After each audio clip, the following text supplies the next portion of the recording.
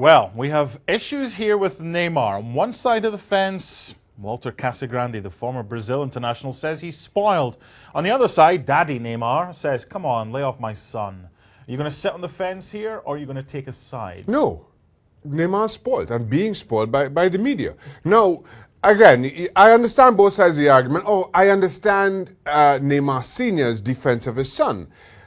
The comparison here isn't between Neymar and Walter Casagrande, or Neymar and anybody else that dares to criticize him. It's between Neymar and how good Neymar should be.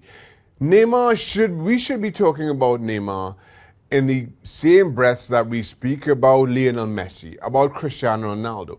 Talent-wise, I think he's there, or not far off at the very least.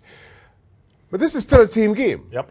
And I think what you've seen from Ronaldo and Messi over the years is how they make a team better, not just by their own individual talents, but by lifting those around them. And I'm not sure that Neymar does that. I'm not sure that anybody has provided the guardrails, the bumper rails for Neymar to stay on course to not only be the best player that he can be, but to make everybody else around him better. Is it fair game, therefore, to have a go at him because he costs 222 million euros and therefore is not, according to most people, living up to that price tag? Look, how do you live up to that price tag? It's fair game for sports analysts to sit at a table much like this one and have a go at anybody who's playing this game. That's what we're paid to do.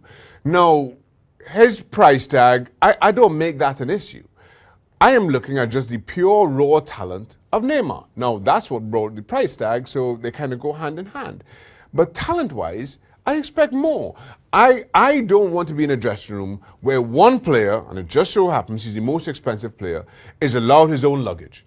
I don't want to have the established penalty taker and this newly arrived star fighting in the middle of the pitch about a penalty. I don't then want my manager to be coming out and with the most weak, kind of half-hearted defense or explanation or attempt at authority. It just seems that everybody at PSG is bending over backward to appease Neymar, and everybody, Neymar included, is losing sight of the fact that it's a team game and he has responsibilities that are greater than just to himself. I can understand why, with the platform he had, Neymar, it was a huge game. This isn't Dijon at home, as he mentioned, the 8-0. I can understand why he wanted to showcase his own ability. But what I can't understand, and I want to touch on what you said as well, an assist is just as important to a team as a goal that he scores as well.